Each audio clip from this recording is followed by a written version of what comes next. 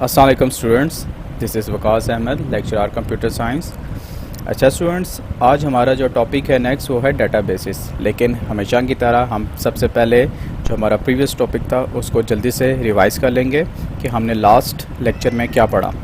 हम जल्दी से बैक गो थ्रू कर लेते हैं। सबसे पहले हमने देखा था कि ट्रेडिशनल फाइल सिस्टम क्या है। ट्रेडिशनल फाइल सिस्टम किसे कहते हैं? ट्रेडिशनल फाइल सिस्टम वही हैं जो हम काफ़ी अरसे से और अपने कॉलेजेस में, स्कूल्स में, ऑर्गेनाइजेशंस में फ़ॉलो कर रहे हैं, जिसमें हमारे पास फाइल्स होती हैं फिज़िकली, पेपर्स जिस पे हम फॉर्म्स, रिपोर्ट्स जिनको हम कैरी ऑन करते हैं। लेकिन आपको मैंने पहले बताया था कि उसमें डुप्लिकेशन हो सकती है, एक्यूरेसी के मसले हो सकते हैं, उसका जो बैकअप है उसका बैकअप मुश्किल हो सकता है, उसमें रिकॉर्ड रिट्रीविंग मुश्किल है। तो इसलिए हम डाटा बेसिस पे जाते हैं, जो कि आज का हमारा टॉपिक है।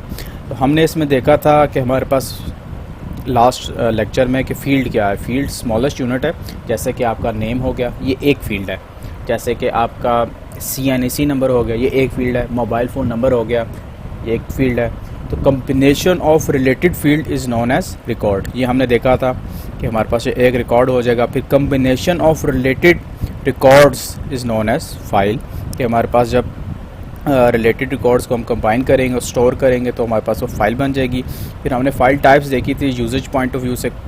फ़ाइल टाइप्स, उसमें हमारे पास 3 कैटेगरी थी। मास्टर फ़ाइल जो कि एक परमानेंट फ़ाइल है कि जो कि हर ऑर्गेनाइजेशन में मौजूद होती है और आपने उसको सेव करना होता है और उसको अपडेट भी किया जा सकता है। ट्रांजैक्शन फ़ाइल वो है जो प्रायर टू प्रोसेसिंग आप एक फॉर्म करते हैं और उसके बाद इसका ये टेम्परेरी फ़ाइल होती है कि जब मास्टर फाइल अपडेट हो जाती है तो इसको बेशक हम ख़त्म कर दें। बैकअप फ़ाइल कि आपके पास जो सेंसिटिव डाटा, इंपॉर्टेंट डाटा है, उसको सेव करने के लिए एक अलग से कॉपियाँ बना के रख लें, उसे हम कहते हैं बैकअप फ़ाइल। उसके बाद हम आते हैं फंक्शनल पॉइंट ऑफ व्यू से। फंक्शनल पॉइंट ऑफ व्यू से था program files, data files. Program files हमारे पास एग्जीक्यूटेबल फाइल्स हैं जिसमें हमारे पास सॉफ्टवेयर इंस्ट्रक्शंस लिखी होती हैं जिसकी एक्सटेंशन होती है .exe.com। इसके बाद हमारे पास हैं डाटा फाइल्स। डाटा हमारे पास किसी भी फॉर्म में हो सकता है, जैसे कि डॉक्यूमेंट फॉर्म में हो, टेक्स्ट में .docx हो सकता है, .txt हो सकता है, हमारे पास स्प्रेडशीट में अगर है एक्सेल फाइल है .xlsx हो सकता है।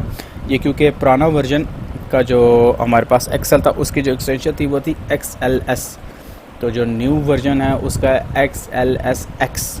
Same goes for document.docx। तो हमारे पास ये जो न्यू वर्जन है 2007 एंड ऑनवर्ड्स, उसकी एक्सटेंशन चेंज हो चुकी है। फिर इसके अलावा JPEG फाइल्स हैं आपके पास, ऑडियो फाइल्स हैं, .mp3 हो सकती है, MP4 हो सकती है, वीडियो फाइल। ये हमने देखा था कि हमारे पास डाटा फाइल है। फिर file organization storage point of view से कि आप सीक्वेंशियल फाइल, जैसे जैसे आपके पास डाटा आएगा आप उसको स्टोर करते रहेंगे सीक्वेंस की फॉर्म में, और ये आपके पास स्लो होती है। फिर डायरेक्ट और रैंडम फाइल्स, ये आपके पास फास्ट होगी और आप रैंडमली एड्रेसेस की बेसिस पे जो कि ऑपरेटिंग सिस्टम जनरेट करता है आप फाइल्स को सेव कर सकते हैं, स्टोर कर सकते हैं। इंडेक्स सीक्वेंशियल फाइल आपके पास हाइब्रिड अप्रोच है जिसमें सीक्वेंशियल फाइल भी और डायरेक्ट और रैंडम फाइल दोनों का कम्बिनेशन है और इसको यूज़ कर सकते हैं और आप इसमें असेंडिंग एंड डिसेंडिंग ऑर्डर में स्टोर कर सकते हैं फाइल्स को। नेक्स्ट आज का जो हमारा टॉपिक है वो है डाटा बेसिस, जो कि हमने पहले जिक्र किया था कि हमारी जो बुक है सेकंड ईयर की, इसका जो फर्स्ट पार्ट है 7 चैप्टर्स वो डाटा बेसिस से रिलेटेड है। तो यही आज हमने पढ़ना है। What is data base?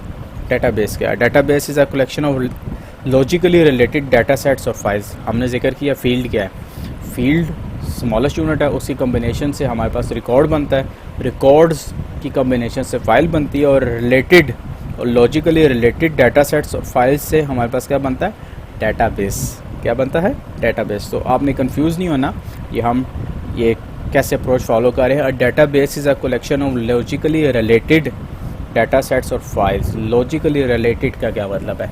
Related में बात करूँ, देखिए आपने अगर स्टूडेंट्स का डाटा सेव करना है तो उसमें स्टूडेंट से रिलेटेड फाइल्स होनी चाहिए कि उनकी रिज़ल्ट्स, उनका पर्सनल इन्फॉर्मेशन, उनके वालिद साहब की इन्फॉर्मेशन, फिर उनका जो आपके पास प्रीवियस रिज़ल्ट था, मैट्रिक का रिज़ल्ट, ये इन्फॉर्मेशन होनी चाहिए। बजाय कि इसमें आपके पास इन्फॉर्मेशन हो कि पॉपुलेशन के हवाले से, आपके पास इन्फॉर्मेशन हो बैंक अकाउंट्स के हवाले से कॉलेजेस के, तो ये रिलेटेड इन्फॉर्मेशन नहीं है। ये रिलेटेड टू कॉलेज है बैंक अकाउंट्स की, but not related to students है। तो स्टूडेंट से रिलेटेड जितनी भी फाइल्स हैं, अगर आप उसको एक डेटाबेस बनाएंगे तो उसे हम कहते हैं लॉजिकली रिलेटेड फाइल्स होनी चाहिए ताकि रिट्रीवल में एक्सेस करने में आसानी हो। Normally these files data sets are of different nature use for specific purpose. There may be organized in various ways to meet various processing and retrieval requirements of the organization.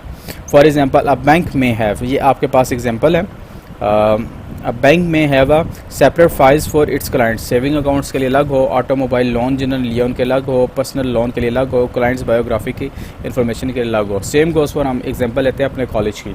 College में students की files अलग होती हैं, accounts की files अलग होती हैं, teachers की फ़ाइल्स अलग होती हैं, एडमिन की फ़ाइल्स अलग होती हैं। तो ये हमारे पास डिफरेंट जब रिलेटेड फ़ाइल्स कंबाइन होती हैं तो हमारे पास क्या फॉर्म करता है, डेटा बेस।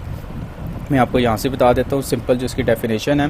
ये आपके लिए नोट्स बनाए गए हैं आसान फहम ताकि आपको आसानी हो सके शॉर्ट फॉर्म में। Data base is a collection of logically related data sets और files. Example college students data base record. Next हम आते हैं हमारे पास डेटाबेस की, ये आपके पास डायग्राम है, ठीक है। कलेक्शन ऑफ मैनी फाइल्स, ये आपके पास एक फ़ाइल, दूसरी फ़ाइल, तीसरी फाइल, ये एक रिपोजिटरी में आपके पास अगर आ जाए, ये अगर आपके पास एक रिपोजिटरी में आपके पास आ जाएगी तो इसे हम कहेंगे डेटा बेस। इसके बाद आ जाते हैं कंपोनेंट्स, ठीक है, कि हमारे पास डेटाबेस में कौन कौन से कंपोनेंट्स हैं। Components of database systems, sorry इससे पहले हमने कवर करना है database system. A database system is a collection of data as well as programs required to manage that data. आपको कोई ना कोई प्रोग्राम चाहिए ताकि आप मैनेज कर सकें अपने डाटा को। जैसे कि हम MS एक्सेस पढ़ेंगे, हम SQL हो सकता है, ओरेकल हो सकता है, कोई भी सॉफ्टवेयर या कोई प्रोग्राम जो आपको डाटा, जो आपका डाटा है, जो की है, उसकी मैनेजमेंट में हेल्प करे, उसे हम कहेंगे database system. My database system is a computerised, जो मेन चीज़ है, it's a software computerised record keeping system. अच्छा, अब आते हैं हम डेटाबेस के कंपोनेंट्स पे। इसके टोटल 4 मेजर कंपोनेंट्स हैं। सबसे पहले है data, hardware, software, personal. Simple है कि हमारे पास डेटाबेस सिस्टम्स में कौन कौन सी 4 चीज़ें मौजूद होंगी लाजमी। Data, yes, data will be available, data होगा तो उसी का डेटाबेस हम क्रिएट करेंगे। उसके बाद हार्डवेयर में हमारे पास कंप्यूटर सिस्टम्स आ सकते हैं जिसमें स्टोरेज डिवाइसेस आ सकती हैं, इनपुट आउटपुट डिवाइसेस आ सकती हैं, प्रोसेसर्स, मेन मेमोरी। इसके बाद सॉफ्टवेयर क्या है, वो प्रोग्राम है जिसको हम यूज़ करेंगे। जैसे कि मैंने आपको एग्जांपल दी, MS एक्सेल है, ओरेकल है, SQL है। इसके बाद पर्सनल, जो कि डेटाबेस को मैनेज करेंगे, जैसे डेटाबेस एडमिनिस्ट्रेटर, बंदे, ठीक है, एंड यूज़र जो इसको एक्सेस करेंगे, फिर प्रोग्रामर्स, एनालिस्ट जो कि इसको बनाते हैं। तो ये हमारे पास 4 मेजर कंपोनेंट्स हैं डेटाबेस सिस्टम्स के। मैं फिर रिपीट करता हूँ, डाटा, कि आपके पास डाटा होना चाहिए। उसके बाद हार्डवेयर में आपके पास कंप्यूटर सिस्टम्स के कंपोनेंट्स और कंप्यूटर सिस्टम आ जाएगा। उसके बाद software, set of programs, utility program जिसकी मदद से आप डाटा को सेव करेंगे। और पर्सनल, बंदे, जिसकी मदद से वो, जिनके पास एक्सपर्टीज़ होंगी डेटाबेस को रन करने की। आपने ये जहन में रखना है कि ये चारों कंपोनेंट्स लाजमी हैं डेटाबेस सिस्टम्स के लिए। डाटा नहीं होगा तो डेटाबेस सिस्टम नहीं होगा, हार्डवेयर नहीं होगा तो सॉफ्टवेयर आप किस पर रन करेंगे, सॉफ्टवेयर नहीं होगा तो आप किस प्रोग्राम में, किस यूटिलिटी प्रोग्राम में आप अपना डेटाबेस सेव करेंगे। और अगर आपके पास डाटा भी है, हार्डवेयर सॉफ्टवेयर भी है, लेकिन एक्सपर्टीज़ नहीं है कि आप डेटाबेस सिस्टम को रन नहीं कर सकते, चला नहीं सकते, एक्सेस नहीं कर सकते, तो फिर वो भी किसी काम का नहीं होगा। तो चारों मेजर कंपोनेंट्स हैं, ये लाजमी आपने देखने हैं। नेक्स्ट है database objectives. There are at least 3 main objectives for using database for an organization. क्या ऑब्जेक्टिव्स हैं कि हम डेटाबेस को क्यों यूज़ करें, ठीक है। इसमें हम देखेंगे data integration, data integrity and data independence. मैंने आपको जैसे जिक्र किया था कि कुछ टर्मिनोलॉजीज़ के नाम मैं ले रहा हूँ, लेकिन आपने कंफ्यूज नहीं होना, इसको हम आगे पढ़ेंगे। अब आ जाते हैं ऑब्जेक्टिव्स ऑफ यूजिंग डेटाबेस में। पहला जो टॉपिक है डाटा इंटीग्रेट करना, जोड़ना। आपके पास डिफरेंट फाइल से डाटा आता है और आप डेटाबेस में एक जगह सेंट्रलाइज उसको जोड़ देते हैं। द डाटा इन डेटाबेस में be located at different components physically. But it is connected through data communication links हमने जिक्र किया था फर्स्ट ईयर में। In this way data appear centralize logically. मैं आपको एग्जांपल से ये समझाने की कोशिश करता हूँ। जैसा कि आप फेसबुक यूज़ करते हैं, यूट्यूब यूज़ करते हैं, उसमें आप डाटा अपलोड करते हैं।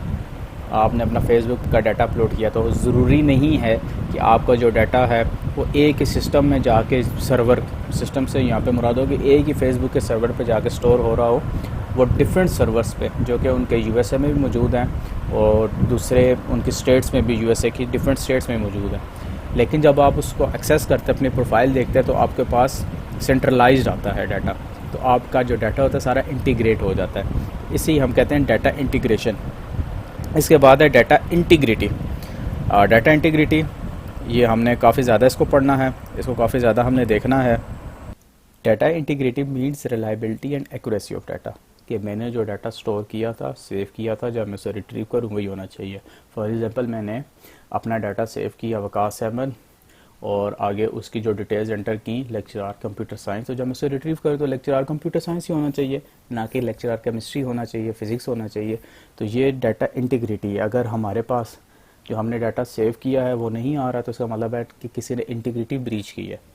आसान अल्फाज में किसी ने डाटा के साथ कोई ना कोई एक्टिविटी परफॉर्म किया इलीगल, कि जैसे डाटा आपका हैक करने की कोशिश की है या चेंज करने की कोशिश की है। तो डाटा इंटीग्रिटी के लिए यूज़ हम करते हैं डाटाबेस सिस्टम्स को। Data integrity means reliability and accuracy of data. Integrity rules are design to keep data consistent and correct होना चाहिए, कंसिस्टेंट होना चाहिए, कि जब भी आप उसे एक्सेस करें तो आपके पास सेम डाटा है। These rules act like as a check in the incoming data. Next है डाटा इंडिपेंडेंस।